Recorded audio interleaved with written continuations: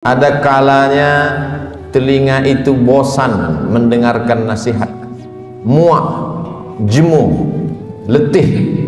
Ada kalanya akal itu tidak lagi bisa diajak untuk berpikir, susah, payah, karena sudah terlalu penuh dengan berbagai macam maklumat, informasi, penderitaan dan kesusahan.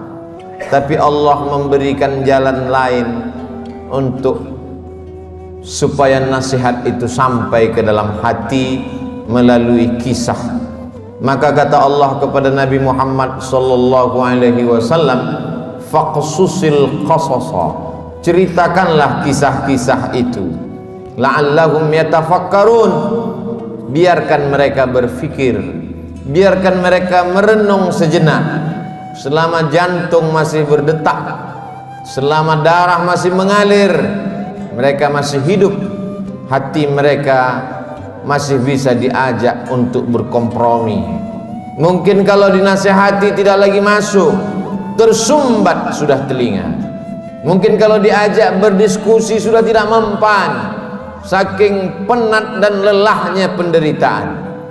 Tapi kisah-kisah masih menyentuh ke dalam hati sanubari manusia, karena nafas masih berhembus, hayat masih berada di kandung badan. Bagi yang lama tidak juga dikaruniai anak, bacalah kisah Ibrahim alaihissalam yang tidak pernah muak dan bosan berdoa, Rabbi habli minas salihin, berilah aku anak yang saleh. Bukan setahun, bukan 2 tahun, 86 tahun lamanya menikah dengan Sarah, tidak juga dikaruniai anak. Menikah dengan Hajar, anak tidak juga datang. Mereka mengatakan istrinya mandul, mereka katakan tangan mungkin punya anak, karena tulang sudah rapuh, kepala sudah diselimuti uban, mustahil punya anak. Tapi Allah ingin menunjukkan kuasanya. Pagi, petang, siang dan malam dia berdoa, Rabbi habli minas salihin. Akhirnya Allah berikan anak. Bukan cuma istrinya yang muda itu yang melahirkan anak, istri yang dikatakan semua orang mengatakan takkan mungkin punya anak, mustahil punya anak. 13 tahun setelah kelahiran Ismail, Sarah mengandung, lahirlah Ishak. Ketika itu umur Nabi Ibrahim 99 tahun. Allah ingin menunjukkan kuasanya. Innama amruhu idza arada syai'an ayyaqula lahu kun fayakun. Setan berbisik, mengapa dia yang pacaran, dia yang berzina, sekali berhubungan kelamin langsung punya anak? Mengapa dia yang melakukan hubungan tidak halal, tidak ada akad, tidak ada saksi, tidak ada mahar, tidak ada izin orang tua, mengapa begitu mudah?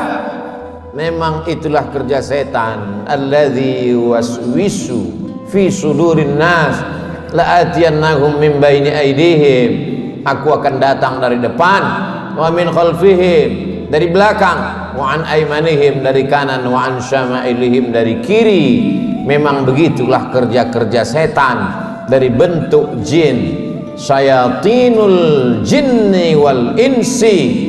Ada pula setan yang berbentuk manusia, yang kerjanya menghangat-hangatkan hati, memanaskan perasaan, sehingga mendidih bergejolak sampai pada mencaci maki Tuhan. Beristighfarlah, minta ampun kepada Allah. Bacalah kisah-kisah mereka, bagaimana susahnya Nabi Zakaria berdoa kepada Allah, Rabbi habli min ladunka dzurriyyatan thayyibah, berilah aku keturunan yang baik-baik ya Allah. Allah berikan keturunan yang baik. Anak itu bernama Yahya, seorang perempuan lama tidak punya anak, namanya Hannah.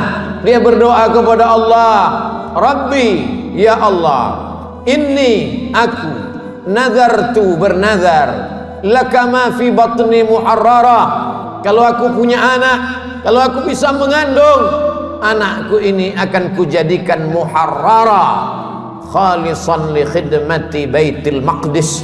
Dia tidak akan menjadi petani, dia tidak kusuruh bercocok tanam, dia tidak akan mencari ikan di tengah laut menjadi nelayan, dia tidak akan menjadi pegawai kerajaan, dia hanya akan aku jadikan muharrara, menjadi pelayan Baitul Maqdis. Hidupnya hanya akan menjadi pelayan rumahmu ya Allah. Dia tidak ada kerja lain. Kuwakafkan anakku ini untukmu ya Allah. Fataqabbalaha rabbuha. Allah kabulkan doanya biqabulin hasanin wa ambataha nabatan hasana. Anak itu tumbuh dengan pertumbuhan yang baik. Wa inni sammaituha Maryam. Anak itu aku beri nama Maryam. Wa inni u'idzuha bika wa dzurriyyataha. Aku minta perlindungan kepada engkau, bukan hanya kepada dia, wa dzurriyyataha, tapi sampai kepada anak cucunya, minasyaitonir rajim, supaya jangan sampai dia diganggu, digoda oleh setan yang terkutuk. Begitulah mereka orang-orang yang soleh. Ibrahim, Zakaria, Hannah, suaminya Imran, satu surat khusus untuk mereka. Nama suaminya Imran, nama istrinya Hannah. Hannah melahirkan anak Maryam, Maryam melahirkan anak Isa. Mereka orang yang dekat dengan Allah, tapi tetap diuji oleh Allah. Mereka orang yang dipilih Allah, tapi hidup mereka juga penuh dengan penderitaan dan kesusahan. Lalu siapa kita yang baru sekali dua menempelkan kening ke lantai, bermunajat kepada Allah, merasa hidup mesti senang, hidup mesti tenang, hidup mesti kenyang, padahal kita tak layak untuk menenteng sandal alas tapak kaki mereka. Kita bukan apa-apa dan kita bukan siapa-siapa. Bagi yang hidupnya selama ini berada di istana yang megah dan cantik, penuh dengan emas, berlian, permata, harum, semerbak, tiba-tiba tercampak dan terbuang, bacalah kisah Musa alaihissalam. Dibesarkan di istana Fir'aun, lengkap dengan pelayan, makanan pakaian terjaga bersih rapi, penuh dengan dayang-dayang. Sampai akhirnya dia melihat ada dua orang yang sedang berkelahi. Fawakazahu Musa. Musa melerai, jangan kalian bergaduh, jangan berkelahi.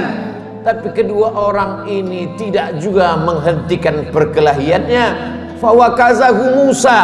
Musa meninju dan memukulnya. Orang yang dipukul itu mati.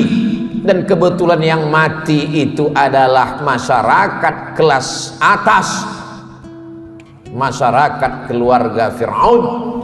Musa takut, dia pergi bernaung di bawah kayu yang rindang sambil berpikir meninggalkan istana Fir'aun yang megah, gagah, perkasa. Ketika Nabi Muhammad SAW Isra Mi'raj, Nabi melihat dari Burak turun ke bawah. Dia lihat ada pohon yang rindang di tengah gurun pasir. Nabi bertanya kepada Jibril alaihissalam, pohon apa itu Jibril?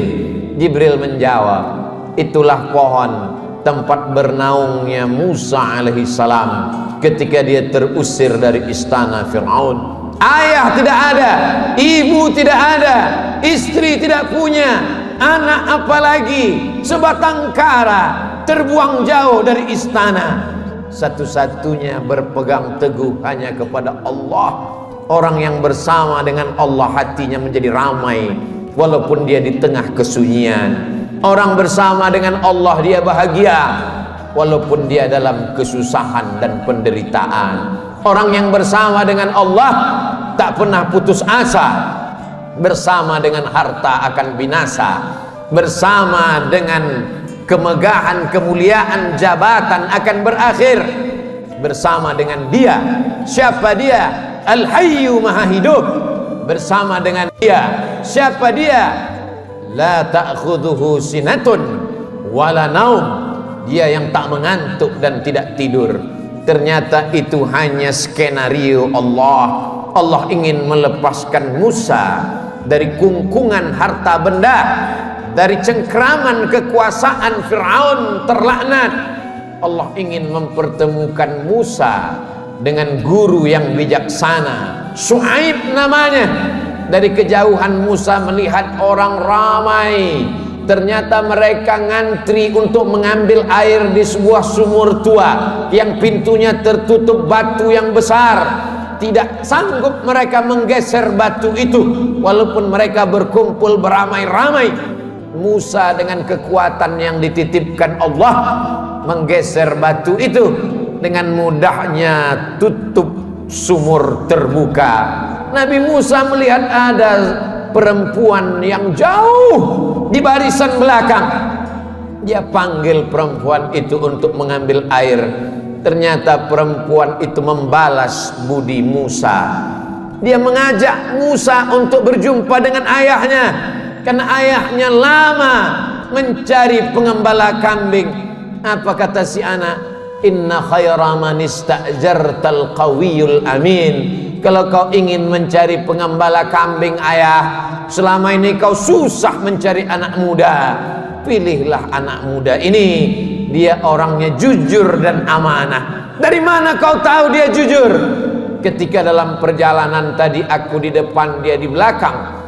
Angin bertiup kencang, pakaian lekuk tubuh terlihat. Dia suruh aku ke belakang, dia ke depan, karena dia tidak ingin melihat yang dilarang Allah. Dari mana kau tahu dia kuat? 30 orang laki-laki ingin menggeser batu besar dari pintu sumur yang menutup. Tak sanggup mereka sampai dia datang. Akhirnya Musa dinikahkan dengan anak Syuaib dengan mahar samania hijaj, 8 musim, 8 tahun lamanya mengembalakan kambing. Musa ulul azmi, banyak manusia tapi tak banyak yang dipilih menjadi nabi.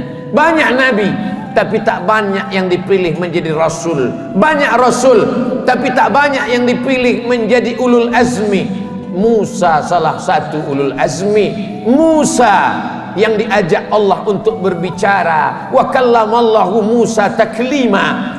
Tapi sungguh pun begitu, pernah juga dia merasa terasing, kesunyian, kesepian, tercampak, terjatuh dari istana yang megah. Lalu siapa kita?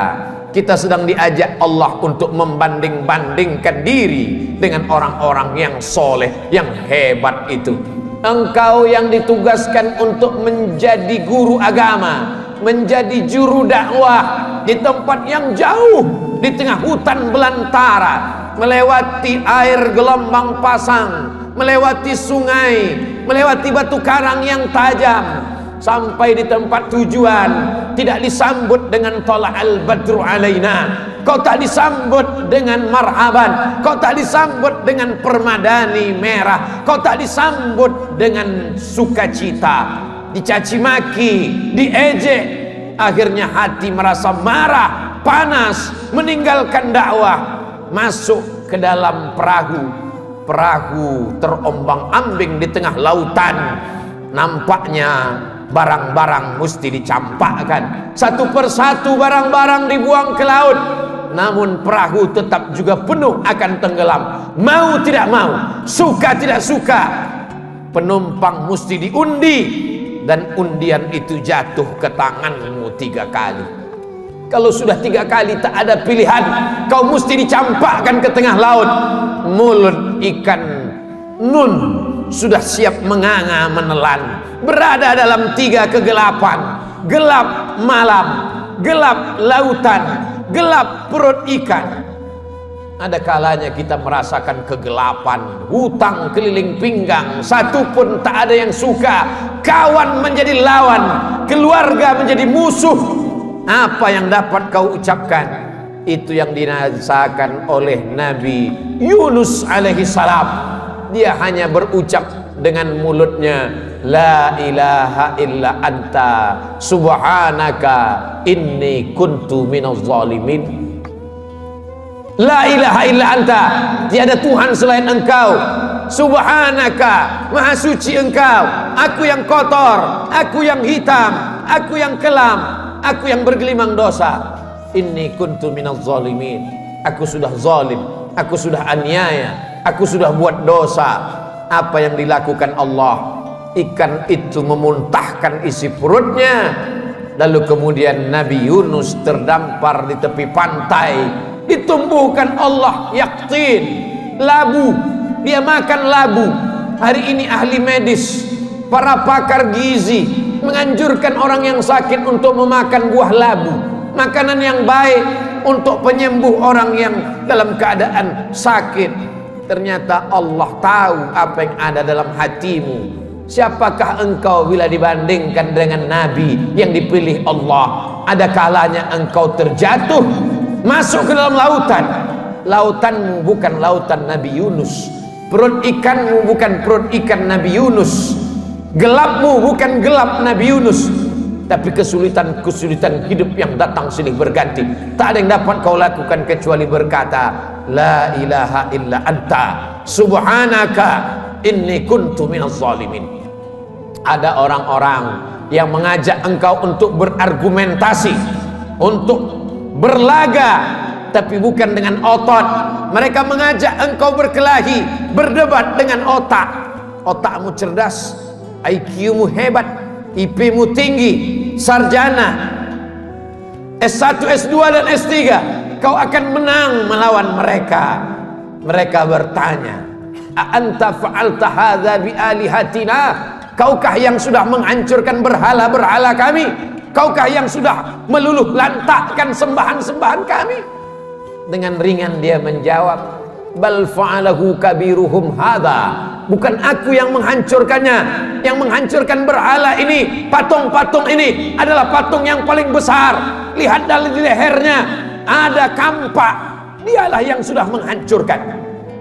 Ternyata orang-orang yang hebat berargumentasi itu, ketika dia kalah, dia tidak pakai otaknya, tapi yang dia pakai ototnya, yang dia pakai tenaganya, yang dia pakai kekuasaannya, yang dia pakai jabatannya. Kumpulkan semua kayu-kayu, bakar. Mereka membakar Nabi Ibrahim karena kalah berdebat dengan otak. Mereka pakai otot, jabatan, kekuasaan, tenaganya mereka pakai. Bakar, harriquhu, bakar dia. Tidak ada tempat berserah diri kecuali Allah. Nabi Ibrahim hanya meminta, bermohon kepada Allah. Apa yang dikatakan Allah, apa yang dikirimkan Allah. Allah tidak kirim tayran ababil. Allah hanya berkata, ya nar, wahai api, kuni bardan, sejuklah, wasalaman, selamatlah ala Ibrahim. Api itu redup, api itu yang selama ini membakar, menghanguskan, meluluh lantakkan, membinasakan. Tapi kali itu Ibrahim keluar dari api unggun dalam keadaan salaman ala Ibrahim, selamat untuk Ibrahim. Ibrahim kita ucapkan bukan sekedar pemanis bibir di ujung lidah. Ibrahim kita sebut kama sallaita ala Ibrahim wa ala ali Ibrahim, kama barakta ala Ibrahim wa ala ali Ibrahim. Kalau anakmu mati, ternakmu mati, kebunmu kering kerontang, segala penghasilanmu hilang, tak cukup sampai di situ, penyakit pun datang, orang-orang menjauh. Bacalah kisah Nabi Ayub alaihissalam. Adakah Nabi Ayub berkeluh kesah? Adakah Nabi Ayub berkata, aku ini Nabi, kenapa anakku mati? Aku ini Rasul, kenapa ternakku mati? Kenapa kering kerontang?